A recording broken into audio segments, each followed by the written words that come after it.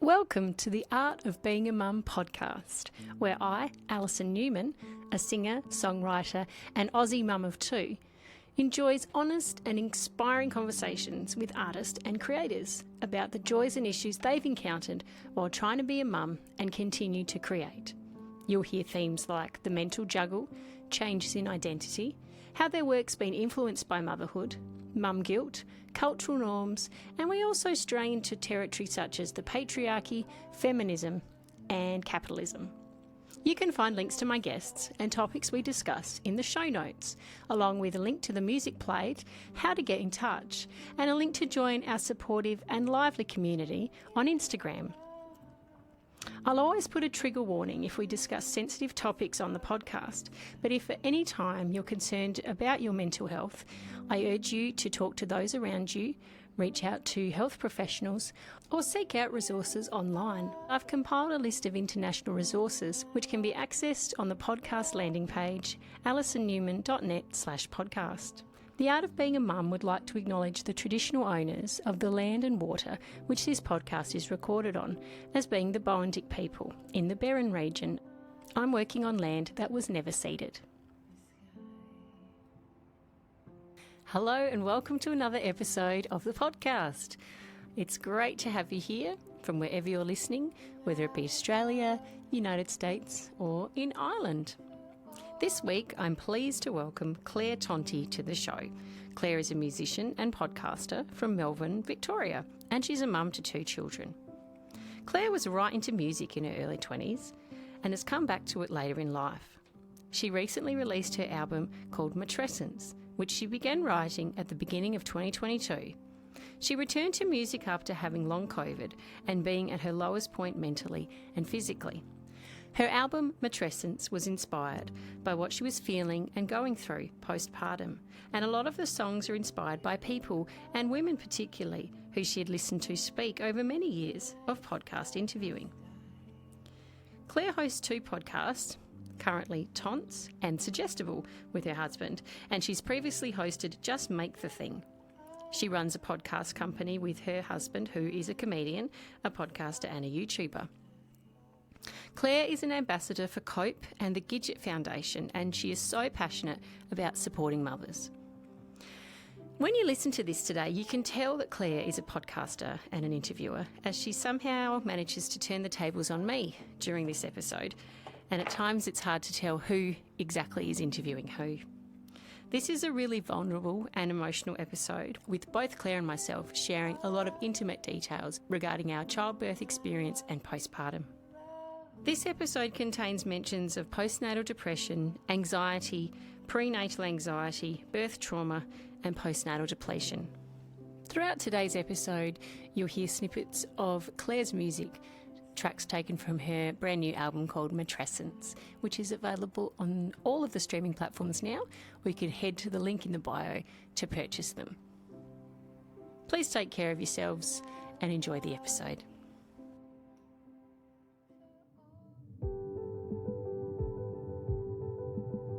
Our hearts beating through time, these hands, yours and mine, beating in time, same rhythm, same kind, across the white brown plains, the clickety-clacking of trains, along the music came, to hearts that beat the same. Well, thank you, Claire. Thank you for coming on. I appreciate you being a part of the podcast. It's a pleasure to welcome you today. Oh, thank you so much. It's such a joy to be here. I've been really looking forward to this. Oh, good. Excellent. Actually, I have been looking forward to chatting to you too, because as a musician, I love talking to musicians. Like, I love talking to everybody, but, it's always good to converse in something that you know. Yeah, you kind of get the weird and wild world, don't you, of like being a muso and all the different like personality stuff and egos and just like the magic of it too, I think it's great. It's really nice. And also to speak to someone who else is a mum and a musician too. I think that's a particular hybrid of human. Yes, it's its own whole new world, really, isn't it? It absolutely is. Exactly right. Exactly right, Alison. Yeah. So yes, you're a musician. Uh-huh. People know that now. But Yeah. you're also a podcaster, and I think you do two podcasts. Is that right? I do. Yeah. So How do you manage all that? not well. So, like I think a lot of parents and mothers, particularly, would say, it's a total mess all the time and a rolling feast. But it's also been so much fun. I sort of I started Just Make the Thing with my first podcast, which was How to Start a Thing and Keep on Making It. And that was an experiment to kind of find my voice and if I even could make a thing. I wasn't doing music at that point. Had two little kids and running a podcast company, doing all the behind the scenes because my partner's a podcaster and a YouTuber. And so after I was a primary school teacher and then went on maternity leave, I sort of started there helping him to monetize his show and then other local comedians around the traps, and had convinced myself that I wasn't a creative person, but that my role in life was to help other people to be creative. And that's what I loved about teaching and what I kind of built my world as. And for some reason didn't think I deserved my own space for creativity. And music was certainly the biggest and scariest thing for me. And so I also convinced myself that it wasn't really something I could do and I wasn't good enough at it.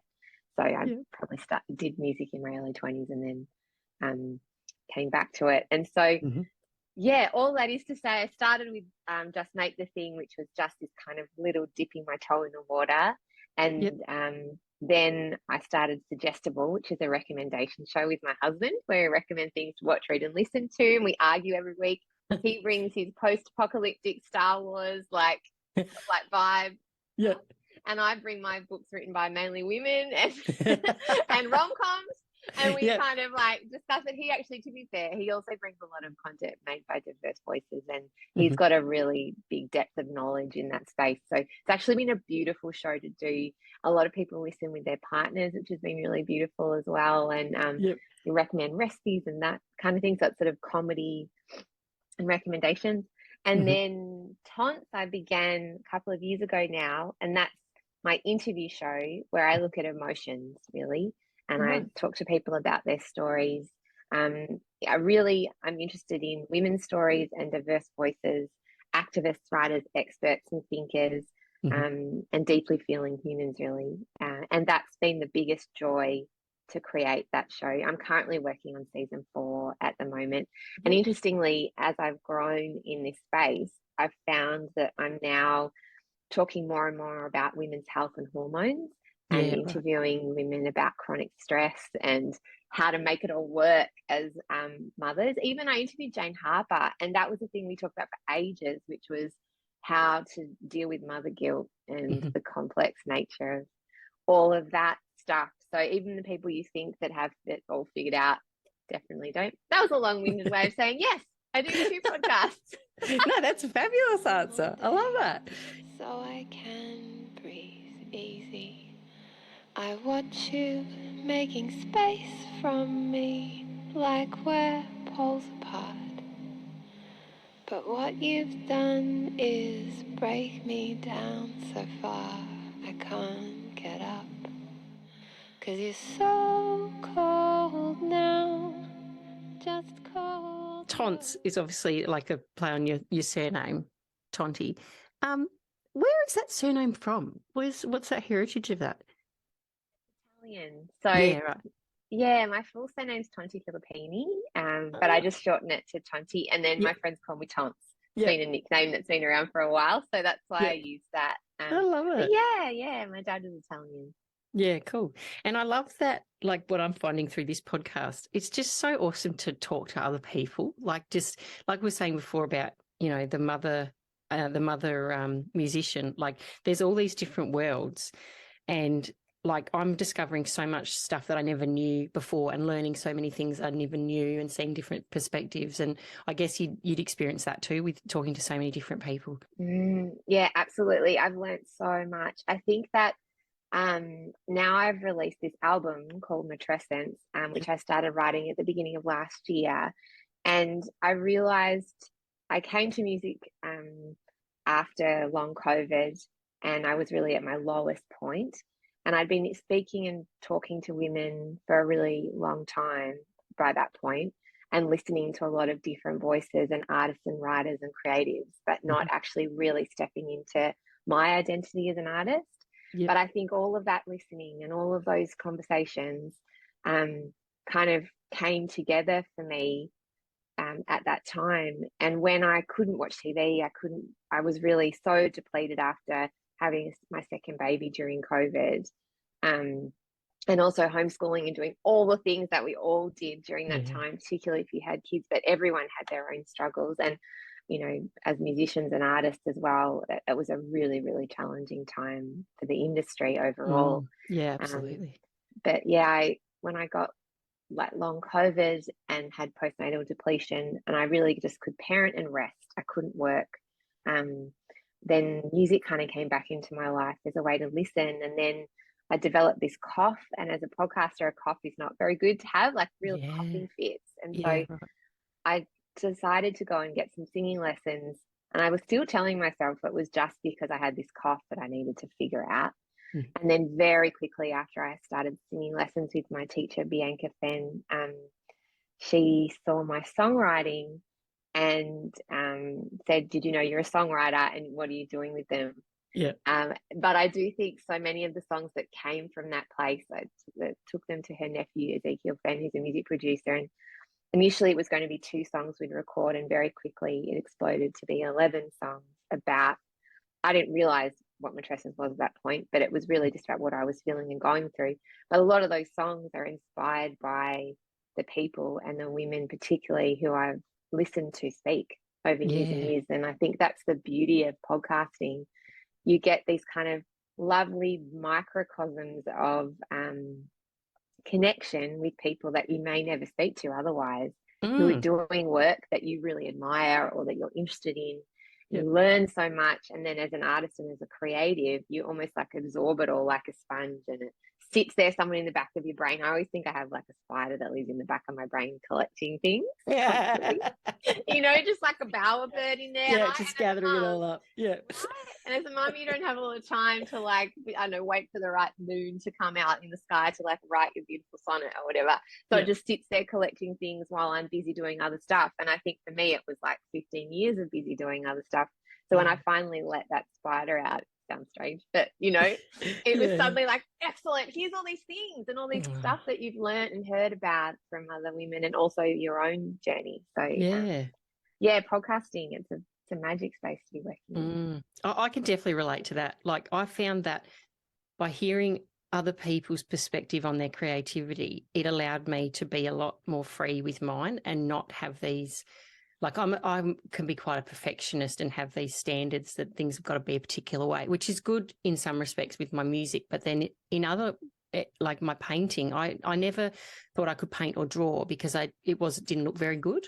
So that was my thing. I won't do it because I can't do it, sort of thing. And then it sounds really obvious, but there's a lot of different kinds of painting. But because I'd never really delved into it or talked to anyone about it, it just was one of these things I just didn't do. And just by talking to people and realizing that you can do whatever you want, like, and then I just went, oh, wow, this is great. And so now I enjoy that as part of, like, it's almost like a bit of a self-care sort of thing, where if I'm processing, you know, a situation or emotions or whatever, I'll often just be drawn to the painting side of things. So it's become a really good tool for me, you know, to look after myself and my mental health. So yeah, like, I would never have tried that or done that if I hadn't have talked to so many people about it.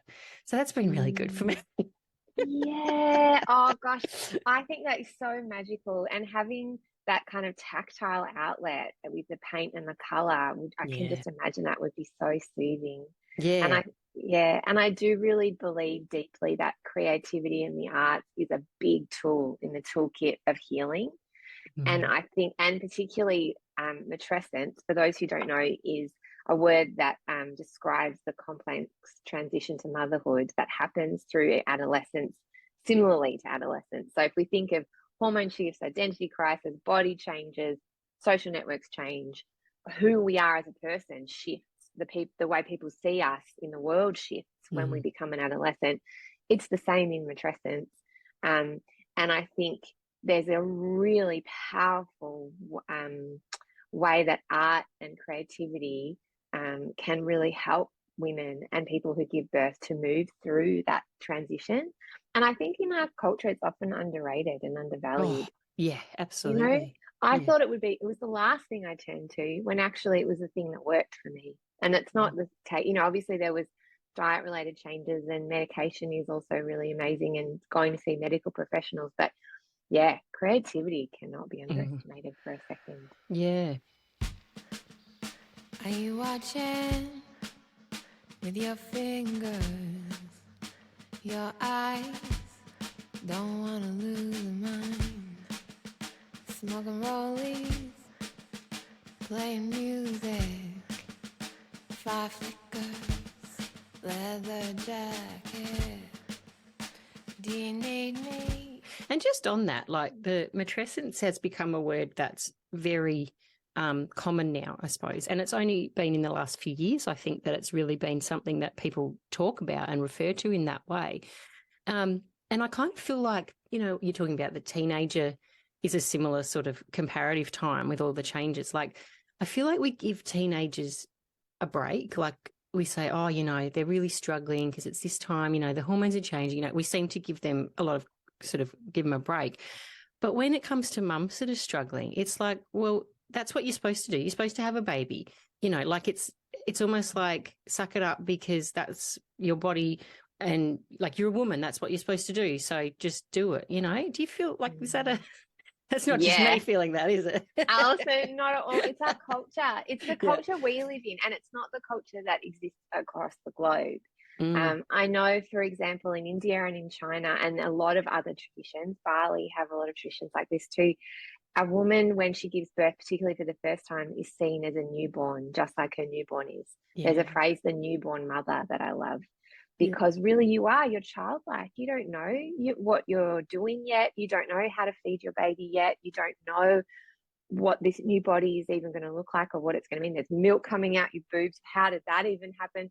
Yeah. And often, even in the lead up, the word matrescence should be spoken about before women or people who give birth even embark on parenthood. It's a really huge transition to make.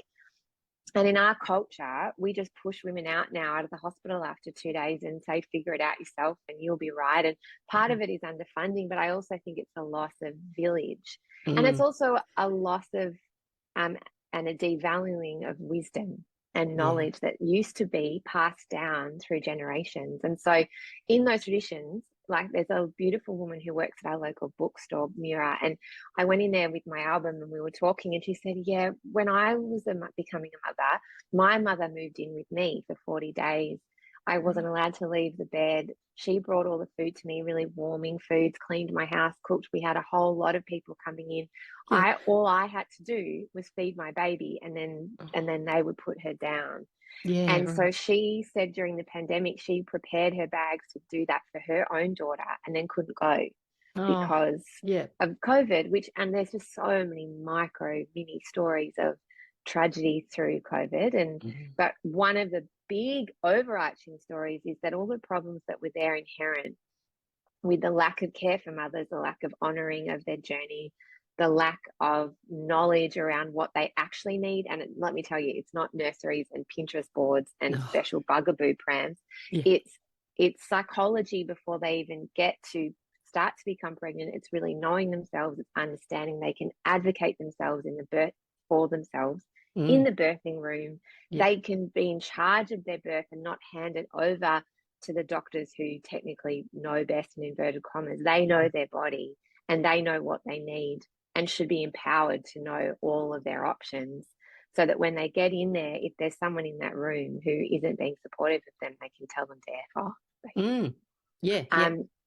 And also then moving from there, having postpartum planning. So that's where I hadn't even heard of the word doula when I had my kids. And then I thought the word doula was like a bougie thing that maybe Gwyneth Paltrow did in Hollywood, like, why would you do that? When actually it's just a woman who understands the process of birth and can advocate for you if your partner doesn't know. And often your partner is a bloke and he is just as much in the dark as you are. So having someone there that can also then come and care for you afterwards if you don't have that village support. So all of that is to say, matrescence was coined in the 1970s by Dana Raphael, and she's an amazing anthropologist, and then brought back in kind of the early 2000s by Aurelie Athan, and she was an academic based in Canada, and she brought that term back, but it's coming back again. And I think it's really because COVID highlighted just how ginormous the problems are in a culture that doesn't care for mothers and honours them in the way they should be. And now with this knowledge that I have, I totally get what I went through when I had my kids. And I just think so many women, when they hear that term, go, oh, okay, it wasn't just that I needed to suck it up and I couldn't hack it, and you know, I couldn't be that perfect mother, and I thought I'd love it every minute and I didn't. Or conversely, I love it, but I'm different to who I was, and maybe my friendships look different and my body looks different, and just understanding that, I think, is powerful. I will say as well, and I wonder if you resonate with this, that just like some people went through adolescence and were bloody great at it, like just knew what to wear, knew how to go to, I don't know, knew the right parties to go to, seemed to have all these glamorous photos of them, you know, just like bloody loved it. Yeah. Really rocky adolescence. Like very awkward times, terrible outfits, incredibly nerdy. And I love that girl now so much, because I think she was so unique and weird and great and kooky and wrote a lot of poetry and, you know, just didn't know who she was, and glorious. But I just think that's the same for women. Like some women are going to go through matrescence and love it, and some are going to struggle, and it's a huge spectrum. And then on the other end of it is a question I've been asking a lot. I don't have an answer to, and I'm not an expert. I'm just a mother and a musician with my stories. But what is a sane reaction to a really difficult time in your life in matrescence? So what's a very difficult matrescence versus what is clinical diagnosis of postnatal depression or psychosis, and things that need medical intervention? And I think it's a really grey area, and something I've been speaking to professionals about now, and I'm interested to talk more about on my podcast, because I think some of the rocky part of that early motherhood is just like, of course you're finding this hard because it is bloody hard. But then there's also a line there of when is it appropriate, and medication and other options are really necessary. Like Coca-Cola. In summer like salt with the pepper, no matter what the weather. Oh, I see you like flowers in bloom, like my face when you walk into the room, like a burst from the blue. I'm all in love with you. Dun, dun, dun, dun, dun. You're the icing on my cake, the sugar in my... I've become an ambassador for COPE and also the Gidget Foundation. Oh, wonderful. Yeah, and I'm really passionate about letting women and people out there know about their services. So COPE has an amazing e-directory where you can put in your postcode, and it will show you all of the services available in your area for whatever you need in that early parenthood, perinatal space. And lots of research. There's also a great app that you can download on your phone, so you can do screenings for postnatal depression privately rather than having to go to a maternal health nurse necessarily. And they're wonderful maternal health nurses too, but can often be very confronting, and sometimes you feel a bit judged. And so doing that privately is great. So COPE is amazing. And the Gidget Foundation have free counselling available online. So you can call a number and speak to someone immediately, as do Panda. And I would really encourage anyone listening to this who suspect they have a friend who's struggling, a family member who's struggling, if they're struggling. It doesn't matter how long ago you had your baby either, that or whatever you went through in this kind of perinatal mental health space, those services are available. So anyway, I keep giving you very long-winded answers. I must be a podcaster. No, it's really good, because you say you there's so many points you've raised, and I keep writing them down to come back to, which is, it's cool. But yeah, thank you for mentioning that, and that's really cool that you're an ambassador for them, because I feel like I was actually talking to someone yesterday, and I can't even think who they were. This is really bad when you talk to so many people. It all runs around in your head. But the same thing, like, I hark back to my days of 15 years ago. A prenatal class was basically teaching you had to watch a video of a natural birth, just to freak you out a bit more and to scare all the dads. And basically the extent of, they taught you how to change a nappy. They gave you hints on settling, which were, one of them was run your baby's pram over like a lump on the floor. And I was like, okay, now I realise how dumb that is. Sorry, not dumb, unhelpful, some of it was. And they got a guy to come and talk from Beyond Blue, and all I remember from him was saying, oh, yeah, it's going to be a bit rough. So good luck with that. Like, I literally remember him saying, so good luck with that. And I just thought afterwards when, this is the culture of what you're giving mothers. This is normal to give mothers. And yeah, looking back on that, I think, my God, no wonder I struggled and just about lost it, But the other thing you said too, and I was actually thinking that the same thing when you were talking about it, about the fine line or the difference between just having a really crap experience in that matrescence period, or when does it get to that point of that, needing medical intervention or whatever. And I was thinking the same thing. I was like, wow, that sounds like my first experience with my first son. I kept saying, like, my husband said to me, I reckon you've got that thing they talked about in prenatal class. I'm like, no, I don't. I don't have postnatal depression. I'm just having a bad day, and everything I could justify. I could say, oh, no, it's just because I had a bad sleep, or, oh, no, it's just because he didn't settle, or, I was telling myself these stories. And I even managed to slip through the cracks with the nurse that come round and did like one of those Q10s or whatever they are, like the screener. Have you felt like this? Like, I think it was like every day for the past 2 weeks. It was like, no, I haven't. Not for the past 2 weeks, but it's been a lot of days. But because I didn't meet those criteria, it was like, see ya, have fun.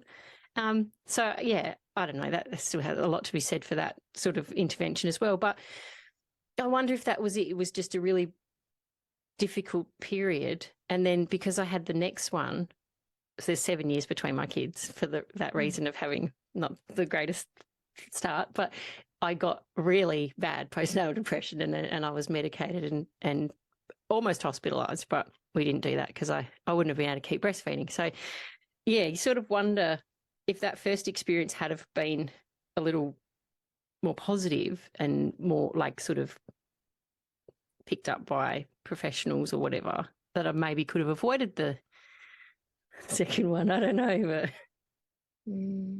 Do you know, I'm so sorry, Alison. I mean, it's so hard.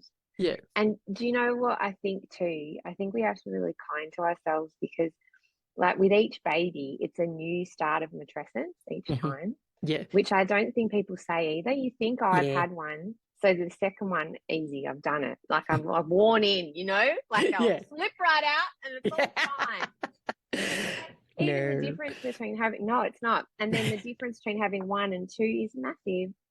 And for each woman, it's really different, or each person, I should say, especially. And I'm just so sorry that happened to you. I think it's much more common than we think. And I know now the rates are even higher from COVID.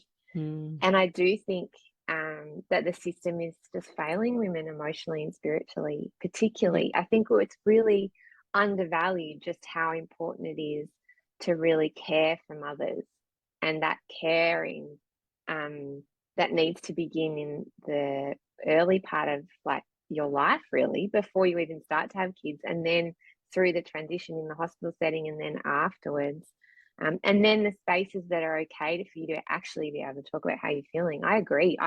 I suspect I had postnatal, but it went undiagnosed for that reason, because it was like, are you feeling like this every day? Well, no, not really. And also, you've asked me so many questions about my baby, and he wasn't putting on weight, and he had really bad reflux, and I was advocating so much for him. I felt so scared that they would be like, well, she's a bad mother, she's not doing well, he's not putting on weight, and now she's like, what, feeling like this? And you just feel like you can't be honest. And even if you are honest, what support is there for you? It is really, really super challenging. But I think the first step is talking to someone about it and having someone on the phone. I think I didn't know at the time, but for me, having someone to reach out to on the phone who's like a qualified counselor who can talk to you, and they're not, without judgment, where you can be honest and all of that stuff, and just being real about the fact that it's really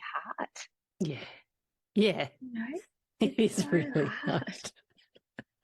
But it was like, I couldn't imagine having another child. Like, I just kept seeing myself in difficult situations. Like when I think about having a baby, it was all negative, and that went on for almost 7 years. Like, it was just, I couldn't get past that.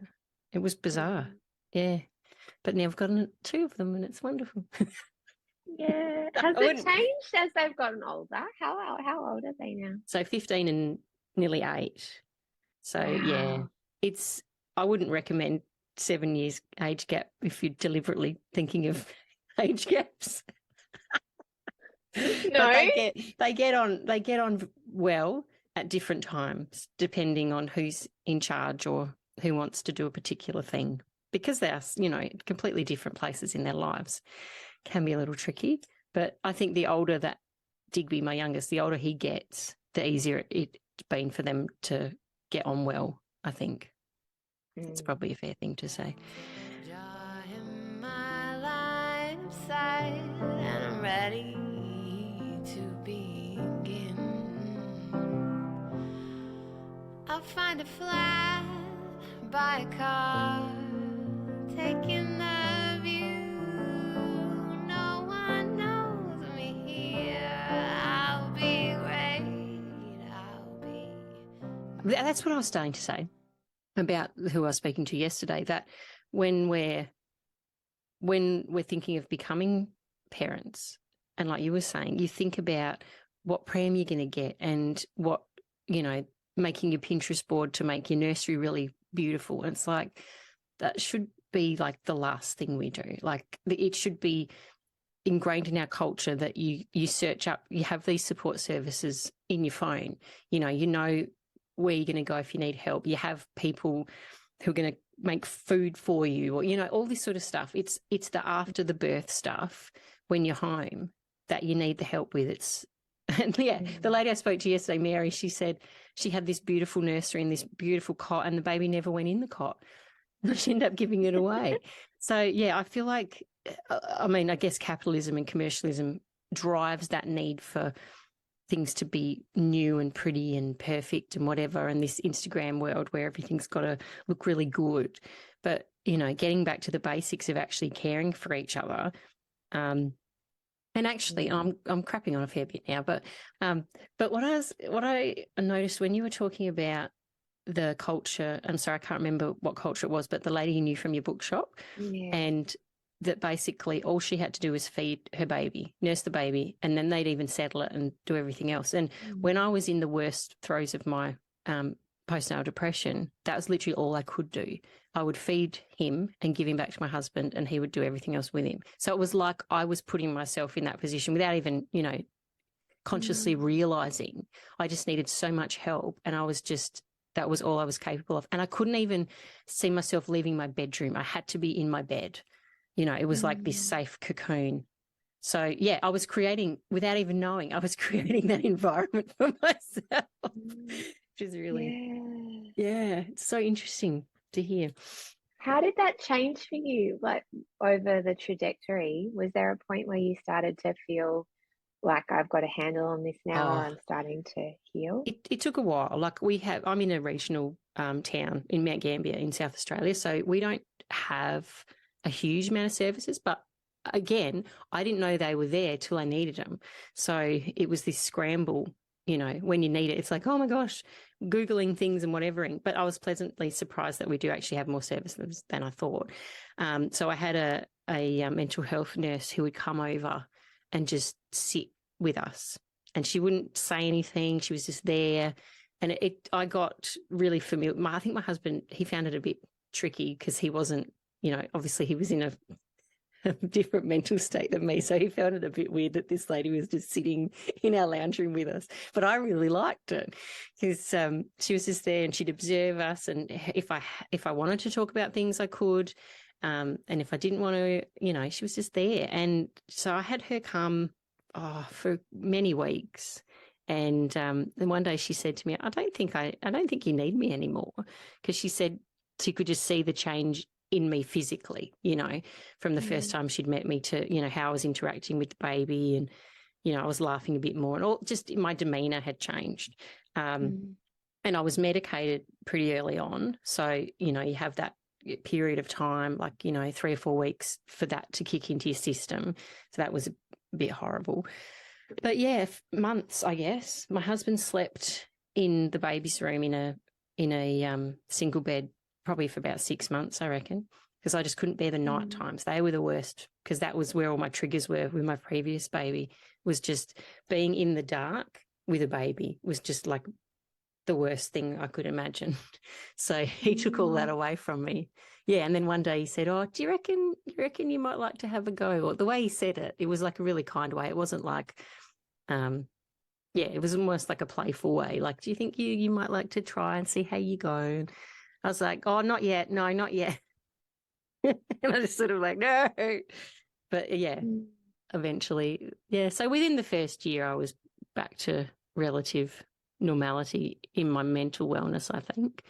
What was it about the dark and the babies at night time, do you think? I think it was because I had a lot of trouble settling him. And when I'd get him settled, he would wake up really easily. So it was like I felt trapped in there, I think. It was like that, I'm in the dark, I'm by myself, like no one else is helping me, and I'm stuck here with this baby sort of thing. It was almost like I was, I was not abandoned, but I was the one that had to do it and no one else was going to help me, sort of thing. Yeah. And yeah, it was horrible. And even in the daytime, he'd only sleep for 45 minutes. And, you know, to my detriment, I was reading this book that said, you know, you've got to get him to sleep for an hour and a half, blah, blah, blah. And so I'd be sitting in there in the dark, just patting and shushing and patting and shushing. And this kid was ready to get up, but the book told me I have to get him back to sleep. So, and with my second child, I'm just going to do whatever the hell this kid wants, you know, like it was just like he knows what he wants in his life. If he wants to get up, he's going to get up. Just, you know, I just went a completely different way.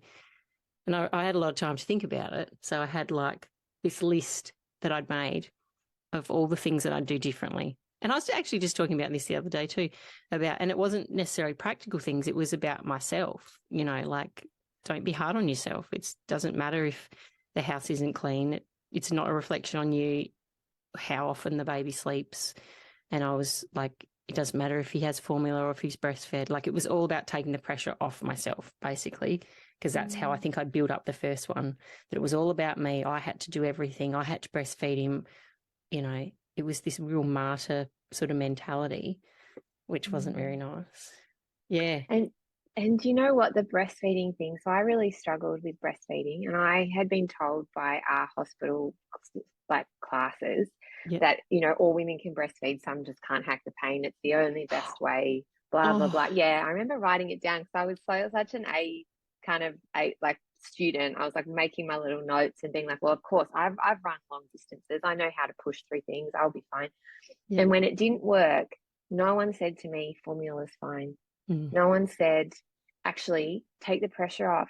A happy mum is much better for your baby than a mum that's struggling to breastfeed in an extraordinary amount of pain. And then I remember the advice I got was, well, what you need to do is just keep on feeding. I remember calling like the breastfeeding hotline, and they'd be like, well, you're bleeding, you just keep feeding through that. And then you're not getting much milk. So what you need to do is feed your baby. Then you need to express and pump. And then you need to go and give them a top up of formula because they're not putting on weight. And then we'll weigh them all the time, like every day coming to the hospital. And because he vomited so much, he wasn't putting on weight anyway. But then I would be basically given advice just not to sleep. Like really, because by the time you do that whole process, you're not sleeping. Like that takes 2 hours, and then you're feeding them every 2 hours because they want you to increase their weight.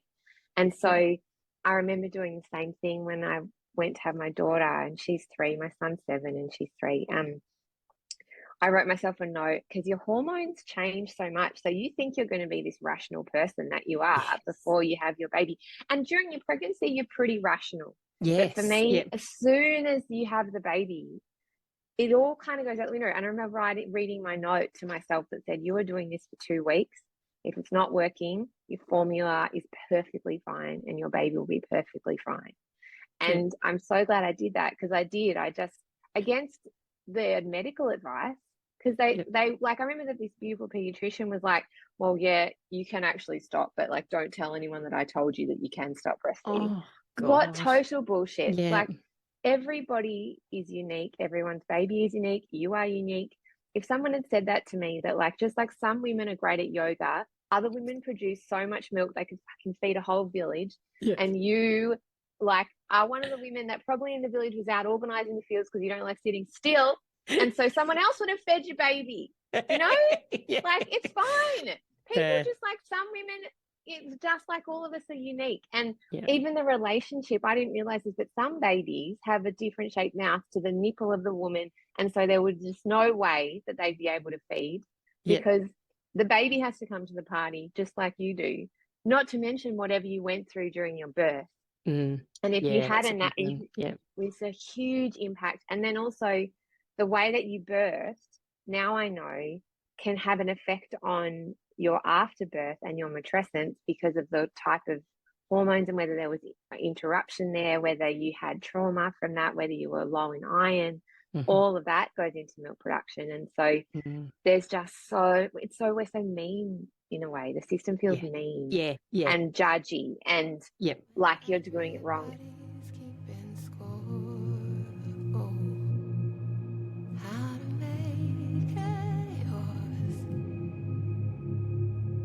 The circle and the wire, don't call me a liar, it's all yours. It's all yours.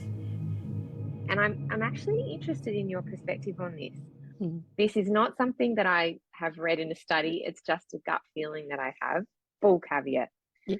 I'm a very creative person. I'm really great at a lot of things: talking, music, writing, doing things that scare other people. Bloody great. Yeah. Admin, cleaning, turning up on time, total garbage. Fire. Can't run a calendar. Can't clean the fridge. Yeah. Tell you the bloody, I don't know, whatever day it is. I don't know half the time.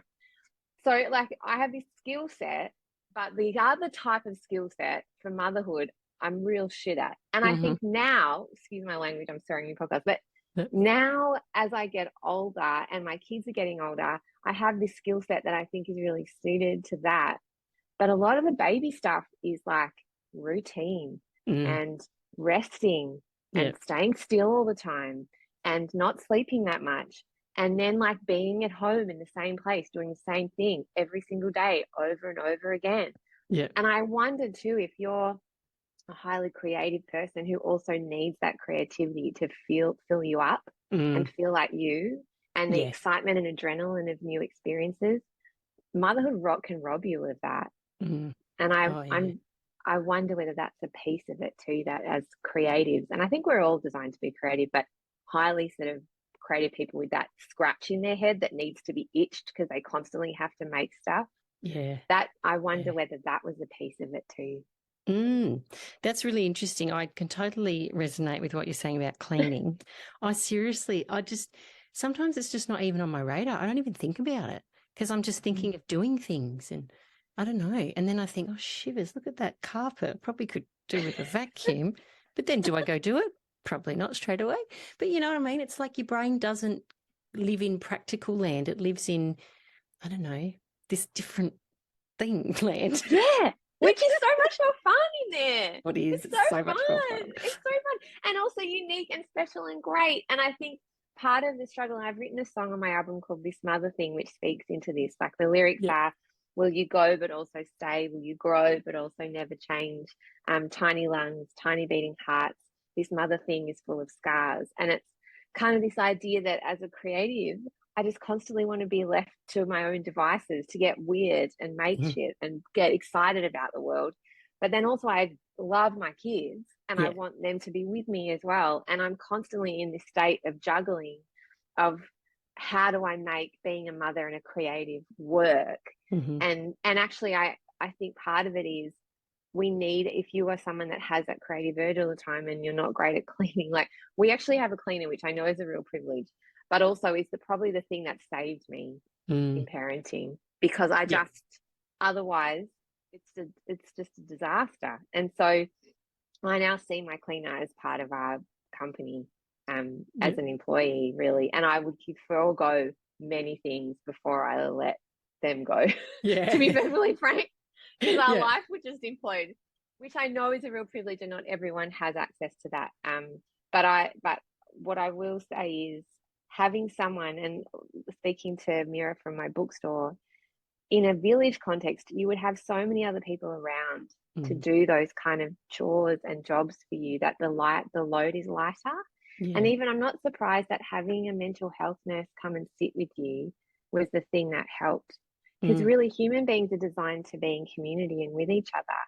And if you just had someone else with you during those night times who can just say, it's okay, you're doing a great job, and sit down and here's a cuppa, like not even do anything, just be around. I just think some people, and I think most of us as humans, we just want connection, we want community, which is what we were designed to have. And our modern lives in our particular Western Australian context just are really detrimental for our heads and our hearts. And as mothers, you know, like I was speaking to a woman on PBS who was telling me in Ghana, where she grew up, like she just didn't have any identity loss as a mother, because she had like aunties, uncles, cousins, brothers, little kids, big kids, people were around and everyone's breastfeeding together. And she'd seen women give birth around her for a long time. So it wasn't this like hidden experience. It's same with death. Death is hidden here, but it's not in other cultures. It's a part of everything. You know, like her grandparents were buried in her front garden. You know, it's like that kind of thing, which I'm not suggesting we all do that, but I guess what I mean is like our humanity, our ability to be present and alive in the world and understand what motherhood really means and is, shouldn't be something that we wait to experience until we're 8.5 months pregnant. It should be like we're breastfeeding with 10 other women and you've seen it happen so much. And if it doesn't work for you, there's another woman there who actually could feed your baby or can tell you, your nipples look weird. Nah, it's probably not going to happen for you, love. Let's get you some formula. You'll be fine. You know, it's exactly. normalizing that experience. I think. Oh, yeah. When you're talking about the breastfeeding before, that was something at my first child that I was just like, I have to do this. I remember sitting at the table, my kitchen table, when my mum was there, and I was just in tears because I couldn't get this kid to attach properly. And I pushed through. Eventually things got better and I fed him for a long time, but it was like I had this ridiculous controlling thing that I had to do it. And my husband was like, oh, do you want me to just go get some formula? I was like, no, don't get the formula. I'm doing it. Like it was just irrational, basically. So then with my second one of my things was like, if it works, it works. If it doesn't, it doesn't. It doesn't matter if he has formula, you know, fed is best. That was the thing I was telling myself. Not breast is best, fed is best. Doesn't matter how your baby gets fed. And just by a stroke of you know, luck, I suppose, not lucky for him, but when he was born, he was very, very small. And he was born by like emergency cesarean. So that's where it sort of all of it started. So he was in one of those little humidity crib things, which I've been calling a hot box for a long time, but it actually has a name. But I just referred to the baby in the hot box. So because he was in there and he was away from me a bit, they just gave him formula. I was like, this is fantastic. That's out of my hands now. I haven't made this decision. You know, the pressure's off me. It was just wonderful. You know, like it was bad that he was in there, but you know what I mean? It was just, the pressure's it's the off. best thing that happened to me. Like, he can live without me. And it means that you can get some sleep. And if you're someone that does need a lot of sleep and you're not enjoying breastfeeding, or it's hard, or you don't have enough milk, or a million other things, some women take medication they need to have, means they can't breastfeed. Some women have had mastectomies. Like there's just like a million different reasons why you might not be able to breastfeed. And it's just not that big a deal. And obviously in an ideal world, like there are lots and lots of benefits to breastfeeding. I'm not saying there aren't, there are heaps. And if it had worked for me, that would have been wonderful. But this idea that somehow we need to guilt mothers about it and be so hard on ourselves, I think that piece, I'm so passionate about women being kind to themselves, and because I think that's where so much of this starts is, and it's not an accident because culture is hard on us, but then we are so hard on ourselves, and then we compare and think about what it should be. And if my friend can't breastfeed, well, that's fine for her, but no, I must, you know, have these ridiculously high standards for myself. And I think also something I write about in my song Self. So one of the lines, that song talks about I think birth trauma, which is what I experienced, and I'm assuming you had some birth trauma too from your story. So part of it is that, and actually 1 in 3 women, I think the statistic in Australia at the moment, experience birth trauma of some form, which is a giant statistic. It's massive, and isn't it? and it speaks into like then the mental health outcomes that flow on from there. And there's lots of reasons as to why that might be the case, and part of it is the system. There's lots of things that are broken. But that song Self talks about that. The first line is, a woman at the start, broken open now, thinking that she'll fail. You can hold your own damn self, yourself can still prevail. I remember being told, it won't hurt, milk will come, push through the pain, but I'm bleeding, just try harder. You should be better at it all. Here, take all this shame. And to me, that feeling of shame and failure, and you should be better, why can't you do it, was at the crux of so much that I struggled with in those early days of motherhood. And it wasn't just what I was putting on myself, it was the culture that I gave birth in. And then some of the midwives and the doctors that I came up against who were so dismissive of me and my needs and judgmental when I couldn't make what I thought, you know, what I thought was going to happen with the breastfeeding piece. I just think there's just so much room for so much compassion and knowledge and education around all of it. And love, I think we need to put love back in. Yeah. Occasionally, tiny lungs of breath. This love, this terror lingers as I watch them full of progress.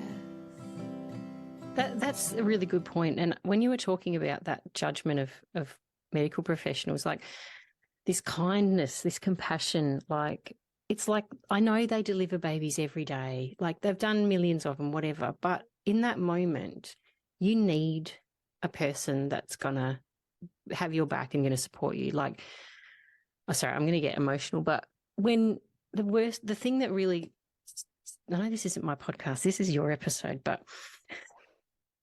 I might cut this out. When we arrived at hospital to have Digby, the second one, the midwife that greeted us, her first words to us were, "Oh, you're late. You were told to be here for an early induction. Why weren't you here?" And it's like, I almost burst into tears right then, because I have this thing just before, like the few days before I have a baby, I get really anxious. Like, oh my God, my life's going to change. Oh my God, how's this going to get out of me? Like all those big things. And on the way in the car, I was just so anxious. Like both my boys have been induced, so I knew it was coming. You know, I had this time to build myself up into this, you know, frenzy of anxiousness. So when she said that, I was just like, oh my God, really? Like I'm already feeling so vulnerable and so, vulnerable. And she just like bang. And then she just kept going. It was like, oh, he's in there waiting for you. It was like, oh my God, like seriously, you're going to speak to me like this? Like I got really, like I was really upset, but I sort of tried to hold it together. And then she said something else about she wanted a urine sample, and she just handed me the thing and just points the toilet, just goes, go in there. I was like, oh my God, seriously? Like it was just, and I sat on the toilet and I burst into tears, and I just thought, nah, she's not going to do this. Like, this is not okay. And I went back out there and I thought, okay, I can either tell her I want a new midwife, or I can just try and make peace with this woman. Whatever's happened in her morning, like, she's bringing this to us, you know, it's obviously, you know, things aren't going well for this lady. So I walked out there and I put my hand on her shoulder and I said, look, can we just start again, please? And she just took a massive sigh and she just sort of went, oh, like she realised, I think, what she'd been doing. And she was totally different from that point, apart from right at the end where we went for the emergency Caesar, and she went and stood next to the wall. Like, I can literally see her now. I'm pointing. She was at the wall, stood at the side of the wall with her back to the wall, and just left me to it. And I was so afraid, and so, like, because they'd already stuffed up my epidural, so I could still feel my contractions down one side of my body. He'd put it up too high, and so at one point my lungs, like, my breathing was compromised.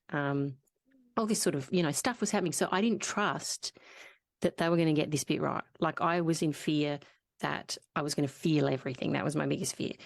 And so they were like holding like a bag of ice on me. Can you feel that? And I said, I can feel the pressure. Like, but can you feel cold? Like, they were like, not attacking me, but they were like, but can you feel it, sort of thing. It's like, but I can feel you touching me. Am I supposed to feel that? You know, they're using their medical terms and I'm using, well, I can feel you touching me. So I was just in total fear. And thank God, this beautiful, amazing theatre nurse came over and she held my hand and she stroked my head and she said, I know you're scared. It's going to be okay. We're all here to help you. And I burst into tears because, like, thank God somebody cares for me, sort of thing. You know, it was, again, maybe they've got themes of abandonment and stuff going on, but I needed someone to help me.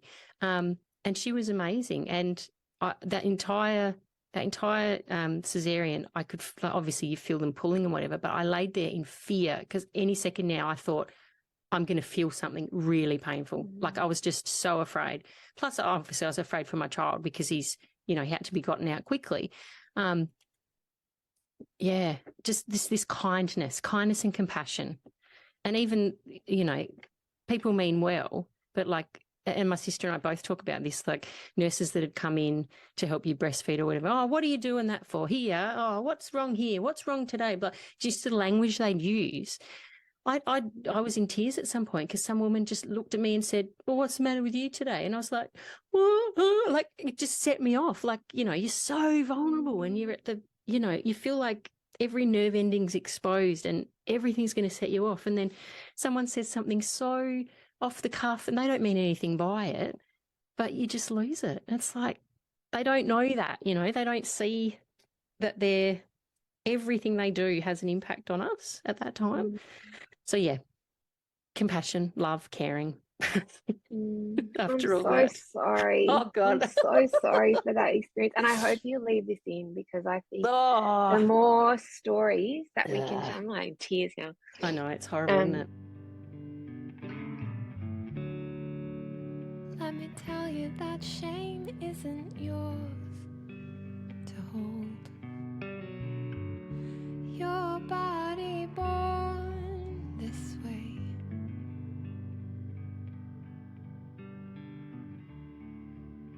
Let it sit, let it sink in. 'Cause you're beautiful and wonderfully made. 'Cause you're beautiful and wonderful. And wonderfully made.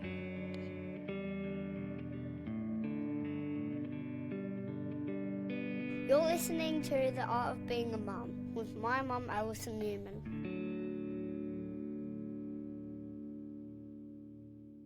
Do you know what I know now, having spoken to a lot of women in this space? And there's a podcast episode I did with a friend of mine, Kim Beale, who's a womankind physio. And she does birth preparation and lots of things. She said one of the number one things to indicate that you're going to have a good birth is feeling safe. Because when you think about a cat, they will go under the house in a really dark, warm spot. It's really enclosed. It's very quiet. Yep. In order for your body to do the things that it actually needs to do and it naturally should do, you need to feel so safe, and your body needs to know that you're safe. It's not even just your mind, it's your body as an entity needs to breathe that safety in and that calmness. And it's so fragile and precarious. So if you have a person, like I had a woman when I went into labor and I started singing into the pain, I was told to shut up, get back on the bed, you'll exhaust yourself, stop making that noise. Oh my God. And I now know that singing into contractions, if you're a music person or just anyone, that hum, that vibration is perfect. It's perfect for opening your cervix, allowing for you to give birth. And I just think that even just that interruption, let alone how that woman spoke to you, and I had other interactions with her. Of course, your body, when you're already anxious, and then your body is supposed to open, of course things are going to go all right. Not to mention intervention, and sometimes intervention is necessary, but there's so much research showing that if you intervene early, then things are more likely to be more painful, like with inductions and things I was induced to, and things just cascade. And having the power and the knowledge that you need to set up this birth space for you in however that looks, however weird you might think it is, particularly as a creative being. Like I think about what I like and need when I'm making music, when I'm in my zone. I didn't think about my birth like that. I thought about it like a medical procedure, when actually I needed some weird and wonderful dark space with like insane music and candles and like really cool witchy women with me, so I could sing my way through it, And it happened with my daughter, but by that point I'd had such a sort of difficult birth injury from my son that I had a planned cesarean with her, because I just couldn't envision having lifelong or worse injuries than I already had with him. And in hindsight now, I kind of wish that I had been able to have a birth where I felt I could sing her into the world. And it still breaks my heart, because she's a singer. She's already singing as a 3-year-old. My son is so creative too, and I get so sad thinking that I could have sung her into her very first sign of life was this vibration. And I also think that's not my fault, and it's not something that I'm sad about. And I think it's important to acknowledge you can feel sad, but not beat yourself up about it, because you're stuck in a system that isn't designed for you. And so I'm sorry that experience happened to you too. So sorry. And I also feel like for other women going forward, for my daughter, I'm just so passionate that she can find, if she decides to have kids, if my little boy decides to have kids, like that they've got all this knowledge they're armed with, so that it may not go the way you plan. And Kim will say that in that Tonts episode, like it may still go awry. You may still end up with an emergency cesarean, but if you've got this kind of birth map where you know from the outset, right, when I get in there, these are the people that are going to be there. I know them and they know me. They care about me. That's a big one. They really care about me, whoever they are, whoever they look like. If they're a midwife I've known for my pregnancy, if they're a friend who's also given birth, who's going to make me feel safe? But then if things go wrong, these are all the different things that will happen. Because then if you feel in control and educated, you're less likely. I was terrified too. I had surgery afterwards, and that fear of you're just not trusting that they will do the right thing. And that's smart, because they didn't do the right thing. They stuffed up your epidural, which happened to a friend of mine too. Hers fell out of her back, and no one believed her. They said, we put it in, you can't be feeling anything, like that. Because there's also inherent misogyny in the system that stems from that Christianity really, and that idea that Eve was cursed in childbirth. And so from that point on, you can see that in the medical profession, that women's pain overall is just less acknowledged, less believed. For babies as well, for my son's reflux, it took me 6 months to get a diagnosis. They just don't believe you. It's weird. And they think like endometriosis, all of these different conditions. I speak to another naturopath called Freya Lawler about endo and chronic stress and hormones. I'm just so passionate that women get as much information, not only about their birth, but also about menopause. How we go through our birth will affect how we menopause, about how we integrate our hormones, about the changes in our bodies and how our hormones fluctuate, how to care for and eat better so that when we do have these hormonal changes, when we enter perimenopause, which I didn't even know anything about, that we that we know why we feel rage, why we feel exhaustion, why we feel brain fog, and how to eat and exercise around those things. And part of it is bringing our stress levels down, thinking about what our life looks like and whether it's actually sustainable in its current form. It's just so much care and knowledge that needs to be put back in that we used to have, that's been taken from us. Even talking about periods and all of that stuff without shame. Like, I just think it's just so important. And I think podcasting is a great medium for that too. Having these discussions, and having like you talking about your birth like that. I'm so hopeful there's someone listening to these studies, a midwife or a doctor or an obstetrician or someone in the hospital setting, because I found that with telling my story in my songs now that I do. And I did a live show over the weekend where I did the same thing, because so many of the women I've met since who are midwives or maternal health nurses have said to me, yes, I can imagine exactly who that woman was that said that to you. I've met her, I've met someone like her, but also it's a great reminder for us, because we are just ticking boxes. We're going through the motions. We're exhausted. We're tired. We're underfunded, undervalued. And so like that woman you met, she's lived a whole life before she's got there. And so being reminded that for each woman that comes in, this is life or death for her, that for you, it might be the 7th woman you've seen for the day, and how precarious and fragile and in need of love and care we are in those spaces, and allowing us to bring the love of the people in our lives, if we're lucky enough to have them, into that room, or at least the people that we'd like to be there, and not just thinking it's a purely medical thing, you know, because I think that would have made a difference for me too. So anyway, gosh, how did we get to here? I don't know. But no, I have got a couple of medical people that listen, and there's one midwife in particular who often will message me after some episodes and be like, they'll suggest the name of maybe the doctor that I talked about, or someone they know. Like, we're a relatively smallish. I mean, we're not a small town, but we're a small regional centre, so most people know who people are. So you know, if you're listening, Yvonne, hi. Hello, Yvonne. Oh, and I will say Yvonne as well, through this work I've been doing, taking this album around, the kind of like so for example, on Sunday at the Wesleyan, there was this old pub. It used to be a church, and they've made this kind of band room. We had candles everywhere, and all these women came. It was so incredible. And just like midwives, maternal health nurses, women who are physios, women who are interested in birth, women who are just mums who've like had a rough trot or just brought their mother's group along. And then there were couples that came, and we had Lauren Beatty, who's a psychologist who now runs these sessions called Maternal Journal, which are bringing mothers into circle to journal and make art basically of their experiences. And so she spoke about matrescence, and then I played my story and my songs, and we all were crying. It was like a packed, sold out room. Still can't believe it happened.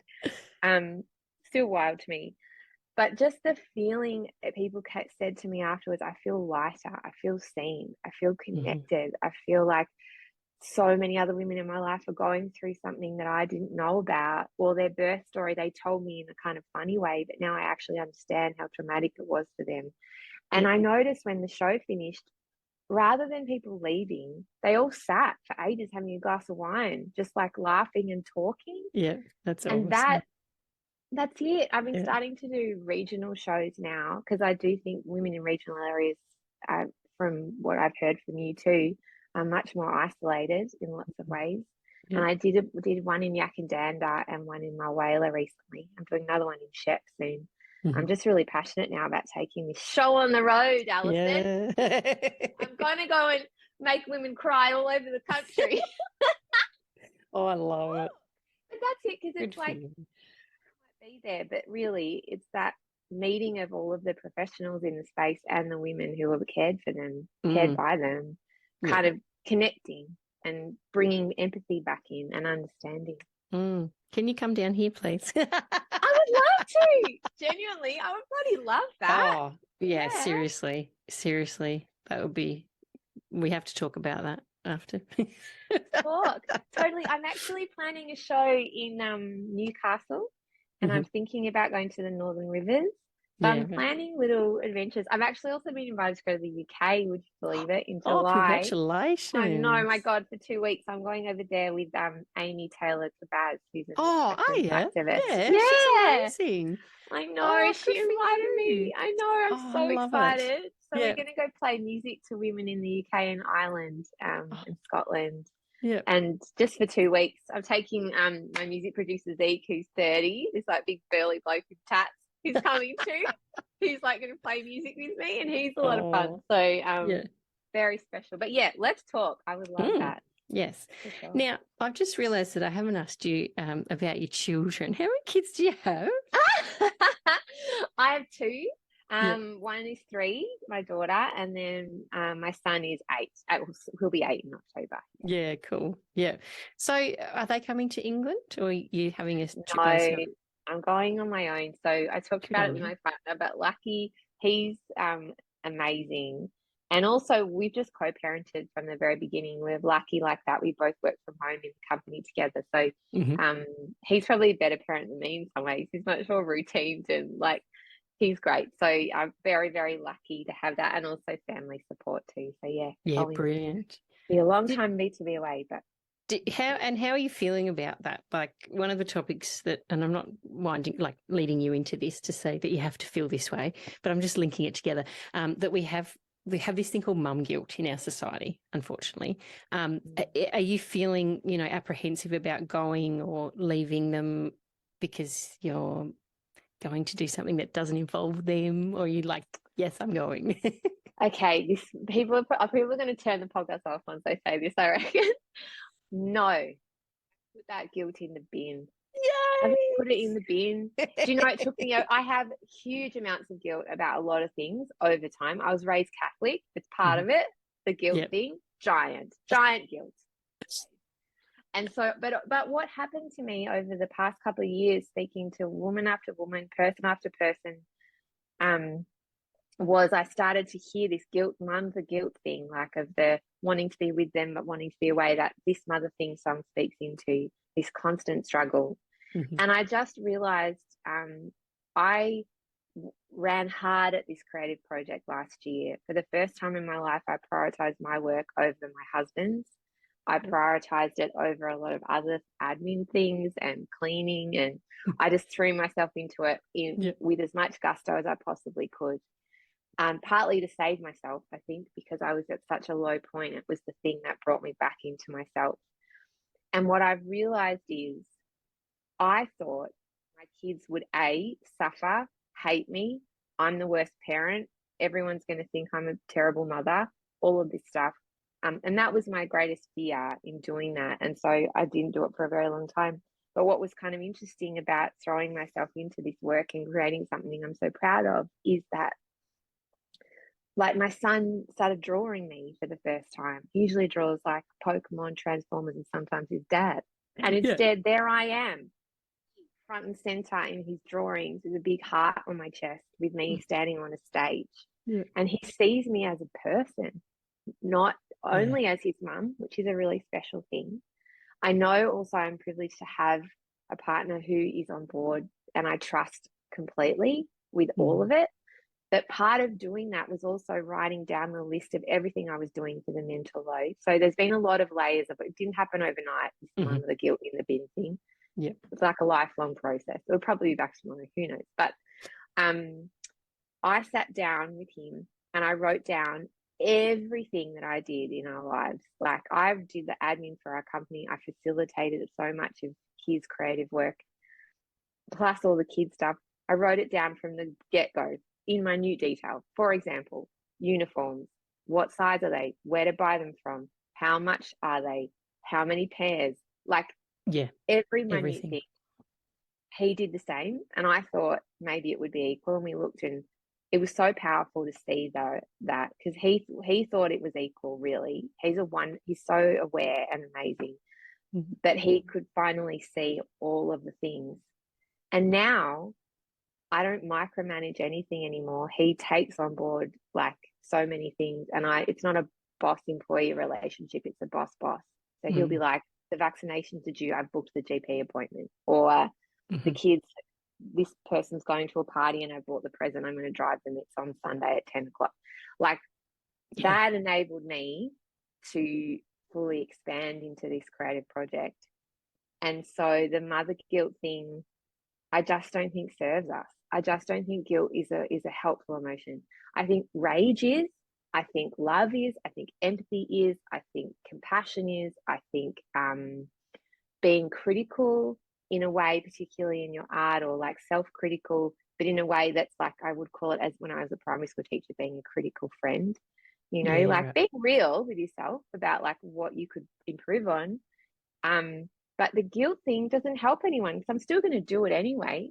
So, or what am I going to do? Spend the whole time feeling bad about the fact that I'm enjoying myself? Like, get in the bin with that shit. Brene Brown would say, I love this idea of tempering joy. And I grew up doing this a lot, that like, I can't enjoy this too much because something bad will happen, or what if this happens, or like seeing your kids asleep and be like, oh, they're so beautiful.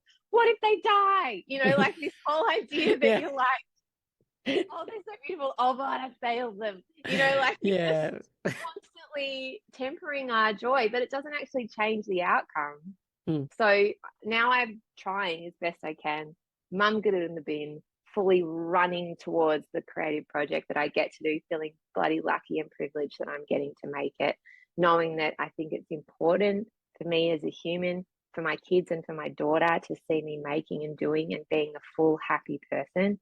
And oh well, if they go to school and their uniform label's peeling a bit, and I don't know, they've had to forage around at the back of the cupboard for some biscuits to put in their lunchbox, so be it. Bravo. They learn from you. You know? Oh yeah, absolutely. That's it, isn't it? And that this whole, I don't know, that what we're trying to do of breaking that cycle and changing this patriarchal society and all these things we've talked about with healthcare and mental wellness and things, like it has to start somewhere. And if we keep showing our kids that what we're doing is okay and acceptable, then they'll just keep doing it in their next generation. So we have to make the changes, and we have to let the kids see the changes. Because kids will do much more of what they see than what you tell them and what you want. And when I had my daughter especially, but for my son, just the same. What I want him to be is a person that isn't always happy, because no one's happy all the time, but is content, finds work that fills them up, is purposeful, that has meaningful relationships, that is kind to themselves, that notices the world and is curious about the world, that understands their place in things and feels connected. And for them to be that, I need to be that. And I'm not going to be that by obsessing over whether or not I've mopped the floors every day and how perfect my hair looks and whether my kids are perfect. Like, I have a friend who I text our messy cupboards to, and I love that. That's gold. Like, text your friends your mess. Invite them over when your house is a disaster zone, not when you've spent like an hour being sweaty and crying fixing it so that it looks perfect. So when they arrive, you're like, oh, this old thing, you know, like just. And obviously I still do that too, because I carry a lot of shame around making things clean and having that organized stuff. But I think that's the real stuff. That's connection. That's what heals us. That's what makes us whole, and will make our kids whole. Let me tell you, they're not going to remember how perfect your house was, but they will remember how you made them feel and what they see you do in the world.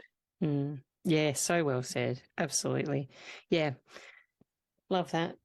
Oh dear, I feel like I've got to shake myself down. You know, when you talk about things and you're like, ooh. Yeah, that's a real ability. That's what I do before I get on the show, and like ducks do and dogs do. You just have to shake off that shake off all the stories and the emotion. Like genuinely, that's why humans should do it more. Oh yeah, like, just like really, shake. Yeah. Like there's a song on Play School about shake your sillies out, and like that's what you got to get it out of you, so then you can sit down and be calm. Exactly. That's why in yoga they do all the asanas, and then you sit down and meditate afterwards. It's like you've got all the movement out of it. Yeah, I totally believe that. I think so much of healing is movement, and often now I've thought to myself, it's body to mind for me anyway. Like talk therapy is great as well and has its place, but I think so much of it is like getting your body right, getting your gut health right. Yeah, and that's something else. Big thing. Yeah, that's something else that science is finally catching up with. Like, Western medicine's finally realising that all the naturopaths have been right for so many years about your gut health. Love it when that happens. It makes me laugh. I was thinking about my fringe and hating my hair when you walked across that room. I couldn't help but stare, and you said hello there.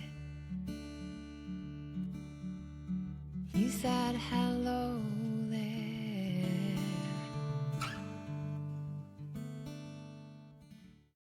What I wanted to mention too, I've been listening to your album, the Matrescence album on Spotify, which it's such a, I don't know, it feels so reassuring. And I think from people that have been through this stuff, when you listen to it, it just makes you, like you said, it makes you feel heard. It makes you feel validated. But there's a couple of tracks that I thought were pretty cool. How song called Fear to Feel. And at the start, you've got this incredible, like, inhale and exhale. And was that like a deliberate thing, or did you accidentally do that and then decide to leave it in there? Because I just love it. Oh, thank you. Look, see, I've done it now.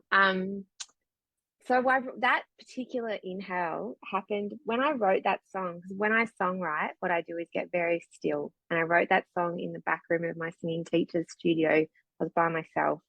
Very rare to get that as a mum, I think. But that's what I needed. It's almost meditative for me. And that song came out in about 20 minutes in one go. Yeah. Like a story. I love it when that happens. It's like that it's meant to be like that, don't you? It's just it just pours out of you. Yeah. Yeah, it's like a creature, I feel. And that particular moment was when I record. The way I write is I have a voice memo recording so that I can just capture it all. Sometimes I'll be walking and stuff and I'll capture that, but I had the voice memo on, and if you listen really closely, there's like a feedback speaker as well, kind of making a sound that we then used in the track. And also there's a beat track that runs through it. And that was from the original, the moment when I wrote it. So I took this like inhale, exhale of breath to kind of center myself. And then I wanted it left in there. That song was the first one I brought to Ezekiel from the music producer. And he'd seen some of my other stuff. And that was a brand new one I'd written like the day before. And I was like, this is what I had so clearly in my head. I wanted the snare drum running through it. I wanted this to use that breath and use that speaker sound. And so we used the original voice memo. Quite a lot of them in the album have like original voice memo recordings. Wow. Oh, that's awesome. That's so cool. I love that. Thank you. And the other thing I really like too is in one of the tracks, Free, I think it is, where there's a child counting, like bringing in the tempo. Is that one of your kids doing that? That's my daughter. Yeah. And she was jumping off the bed. That's the same. It's a voice memo. She was jumping off the bed and just counting herself down and championing herself again. Like that's just her. She's her own biggest champion. She's super loud and joyful. And so I just grabbed my voice memo on my phone and recorded it. And I would say that for anyone who's a songwriter, that voice memo app, that mic's actually really great. Yeah, the quality is very good. Isn't it? So I just like captured it, and then I took it to Zeke and was like, I want to add this into Free at the start and end. Yeah, I love that. It's like, thank you. I don't know, like it reminds me of years ago I went to a training course, a local person that was telling people how to run their Instagram accounts, and they said, you've got to keep like, because I did a one-on-one with her, and she said, you've got to keep your own account, your private account, separate to your singing account. You've got to create a new account just for you and keep your singing one. I'm like, but that's me. like, that's who I am. And she's like, no, but that's like your business. That's your thing. I'm like, but that's, and I didn't do it because she was telling me to take all these things out and change them. It's like, but everything that's in that account is inspiration to me. Like, my children are massive inspiration to me. And I love that you've got that crossing over in your actual music that you're releasing of, you know, your children and your singing. Like, it's literally the two worlds are together. I just love that. I love that. Thank you. That's such a big compliment. And I agree with you. I think people have a lot of opinions about how you should do the things. And I really think, for me, that you just have to follow your gut really deeply. And the thing that you know the most and the best is your lived experience. And when you make art from that deep-seated place, like, and you can feel like it's small and very specific and kind of weird, but actually everyone's their own special, unique brand of weird. And you're more likely to touch people when you're making art from these really specific, close places. And I think that with social media, which is this kind of unfortunate beast that we're all in, but it's connecting. And yeah, I don't have a separate one for you know, it just all lives in my account, really. I have someone else that runs one for Tonts, and Suggestible, but we don't do much on there because really, I want to make it from that place. And I don't speak too much about my kids, and I don't use their names because I'm also conscious I want them to choose how they represent themselves when they decide to. But definitely I wanted to just to operate my music and my art, and the same with my podcast, as much with as much heart and integrity and honesty as I could, because that's what I needed. Like, I really did it selfishly. I think there's an amazing book, Big Magic, by Elizabeth Gilbert. Have you read that? No, I haven't. I'll write that. Oh my God, you'll love it. As a creative, it's just like, I go back to that book like the Bible every so often, just like her voice just sings out at you. And there's a really great section where she talks about Tom Waits and his songwriting how he sees songwriting as creatures, which I've always felt like that, and songs follow me around. And I just thought everyone had that. Turns out, no, not the case. People don't get drunk and then write songs into their phone in the toilet cubicles at the pub. I thought that was everyone. No, turns out not. But you know, but there's a section in there about his creativity and songwriting, and he talks to his songs and like, come on, mate, you got to get on the bus, stop mucking around. And anyway, but this particular book, Big Magic, gives so much great advice for creatives. And one of the things she said is, for the love of God, don't make something for everyone else. Make it for you. And then if other people love it, cool. Like, she's the author of Eat, Pray, Love. She said she wrote that book for her.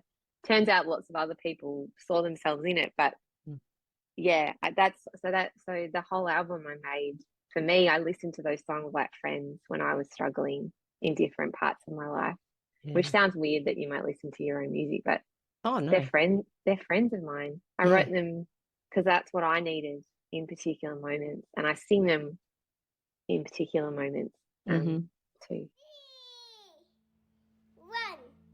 2, 3, stop.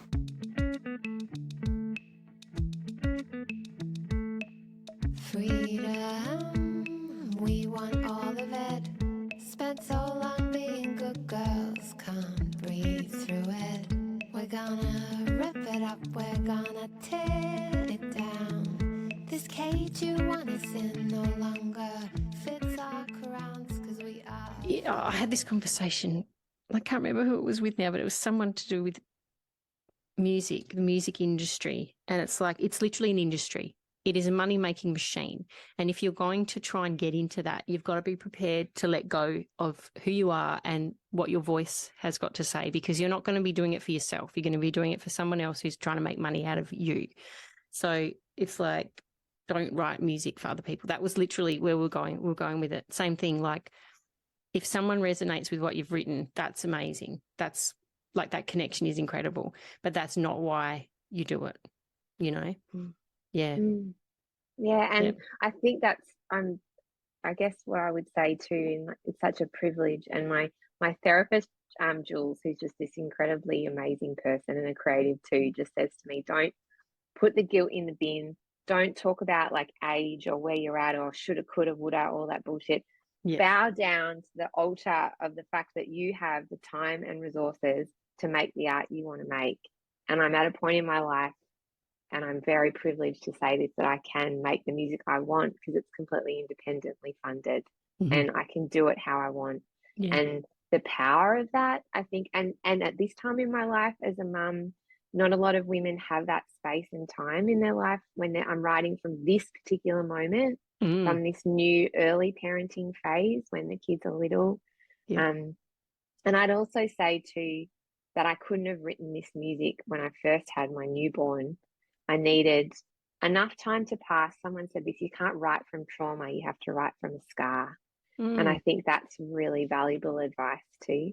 That like makes there a needs lot to of be sense. enough distance. Yeah. Yeah, do you reckon? Oh, yes, because I'm going to talk about myself now again because I haven't done enough of it on your podcast, Claire. That I'm at the very end of an album that I've been working on for, I'd say, almost 3 years, about my postnatal depression. And it's only 6 tracks, but do you think I could do it within, any quicker? No, because I think that's the thing. You have to let time go. And also to be able to, a lot of my stuff I've written from the point of view of I was back in there, and that's really hard to go back into. So sometimes you have to let a lot of time go before you're ready to actually go, okay, I can go back into this now without letting myself, I'm not going to fall apart if I think about it. You know what I mean? Yeah. So I think that's very true, that saying. Yeah. I can't wait to hear that album. Oh my God. Neither can I. No, it's so different. Like my first album I made, 2019, and it's all just very, very underproduced. It's like acoustic instruments. There's a couple of upbeat tracks, but this is just like hardcore. They're calling it a dark pop. So it's like there's a lot going on. And the tracks run chronologically from when I first got the postnatal depression, like a couple of days in hospital, up till Happy Wonderful Land. So the tracks, from the musical standpoint, like through the instrumentation and the treatment of the songs, tell that story too. So I'm really, really happy with how it's gone. And yeah, it's been a long time, but I don't know. I think it just had to be that way. Things just happen when they happen. And also I'm a busy person. Yeah, but I totally agree with you that art takes time. And really good art and truthful art takes as long as it's going to take. Yeah. And you want to just feel like you've left nothing on the table. Oh, yeah.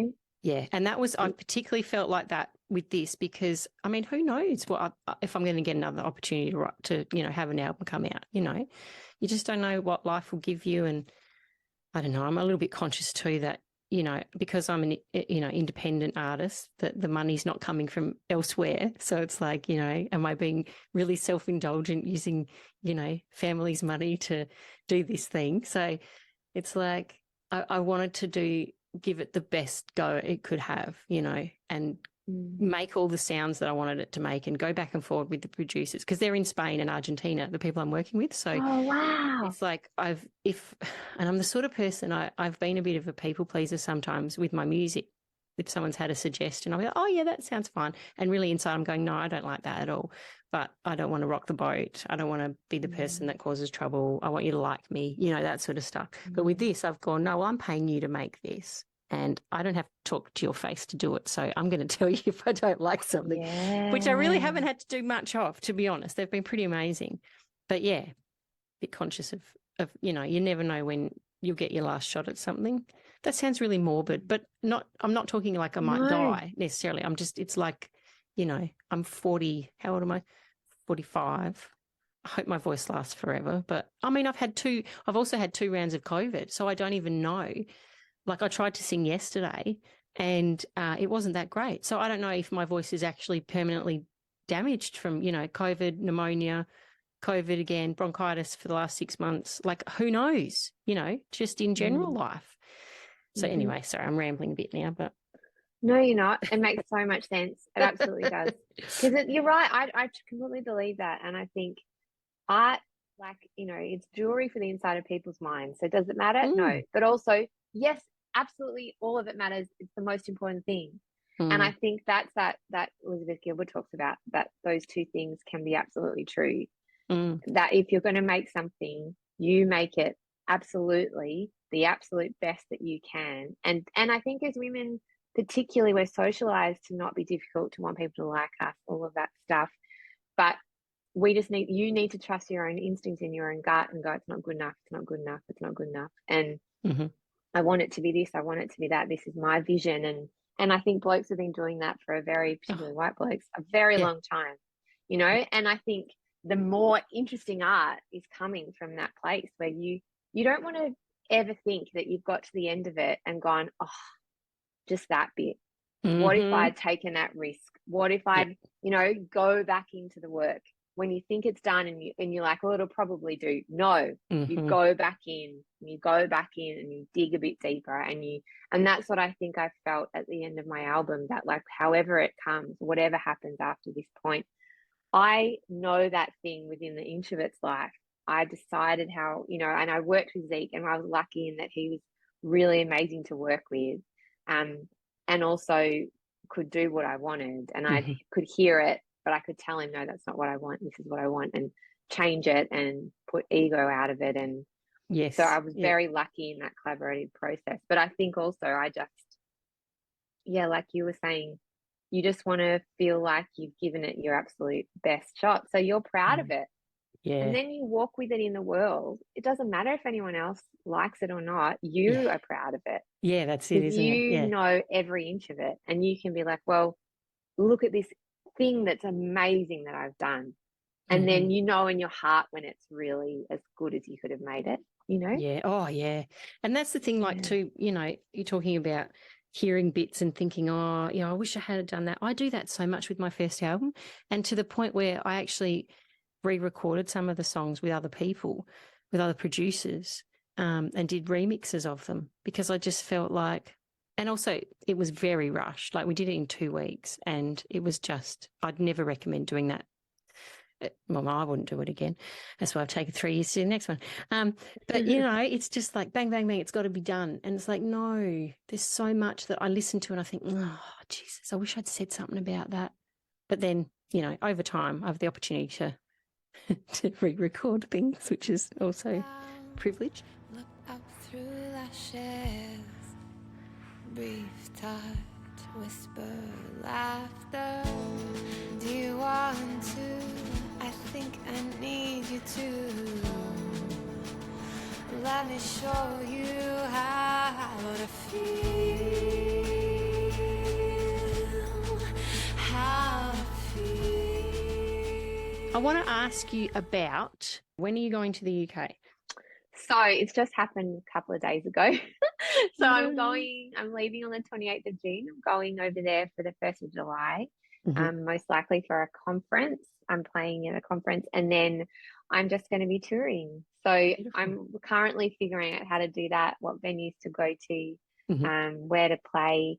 I'm going to Exeter. There's a group of women down there who are running Mothers Who Make, which are these big kind of motherhood creativity stuff. So going there to do a little couple of songs and shows. But really I'm going off my own steam with my music producer Zeke and Amy. And just putting on shows, probably ticketed shows in pubs and that kind of stuff, learning how to do that as I go. But yeah, really super excited about it. So, and then I have a show. Awesome.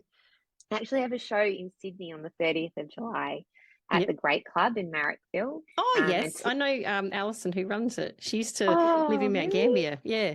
She's a pretty awesome singer herself. Oh, wow. I saw that there was women running it, and I thought, I want to be involved in that. And I haven't actually been there to the venue, but from what I've seen, it looks really cool. So I've actually got Amy Taylor Cabaz who's going to speak first. So she's doing a speech about Matrescence, and then I'll perform my album.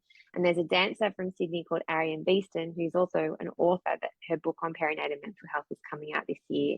And she's written about her experience of postnatal psychosis.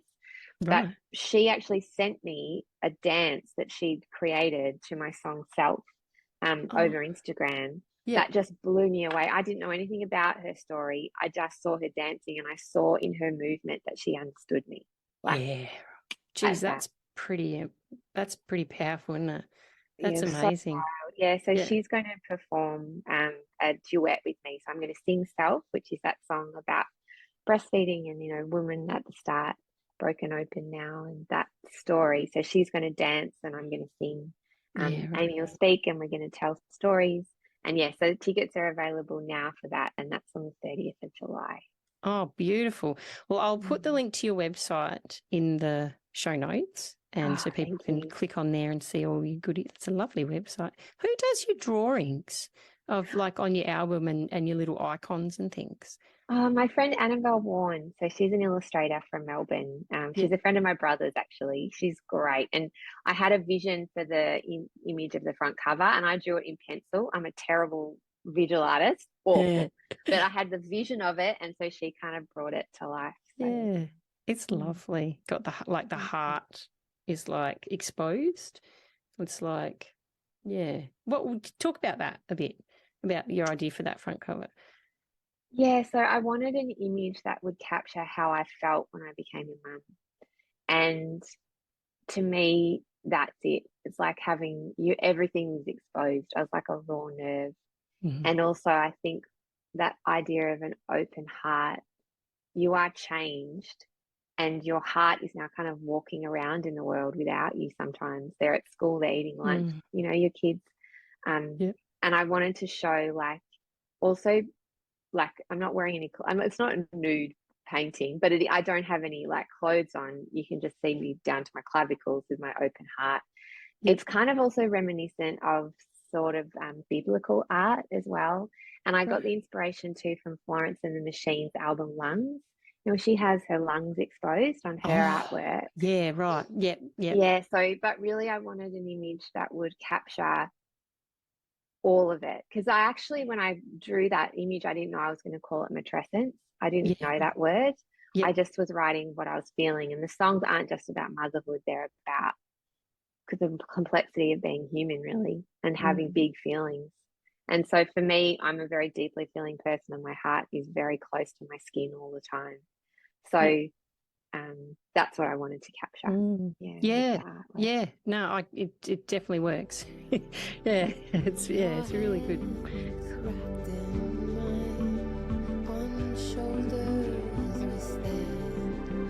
To feed one heartless land, so many faces gone to places we've yet to find, books and battles, songs and schemes somehow left behind. Is there anything else you wanted to mention before I let you go? I know we've covered a lot today.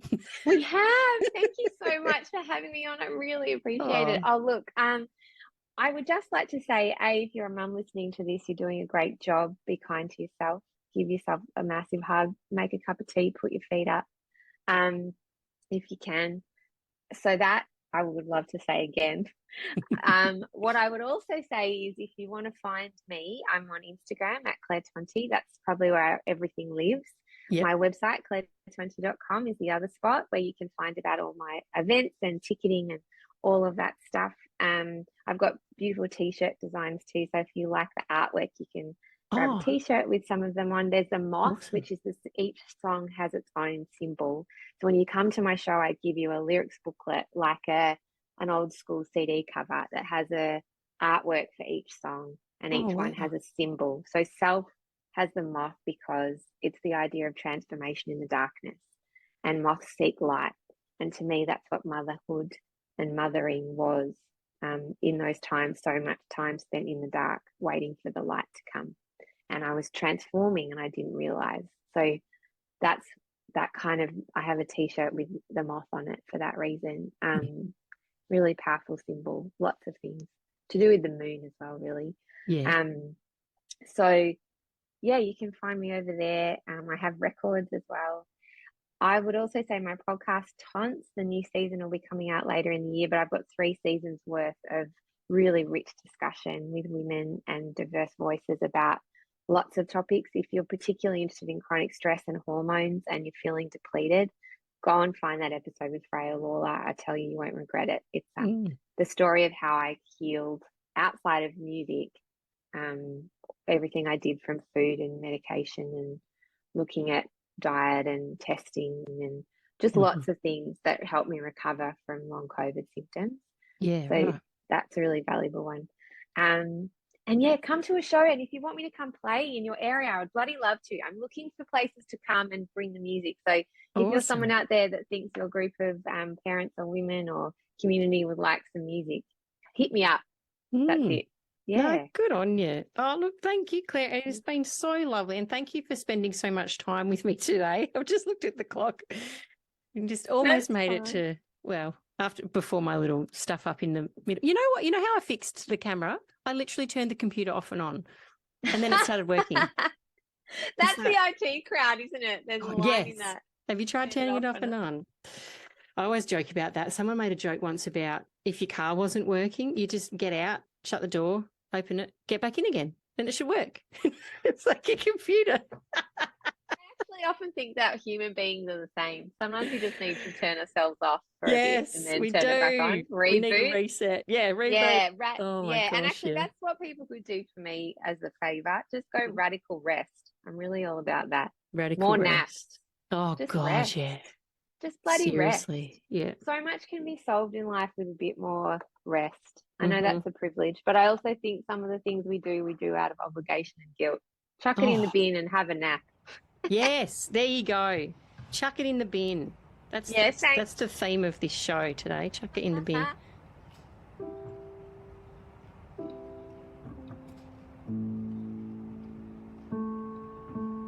Thanks for your company today. If you've enjoyed this episode, I'd love you to consider leaving us a review, following or subscribing to the podcast, or even sharing it with a friend you think might be interested.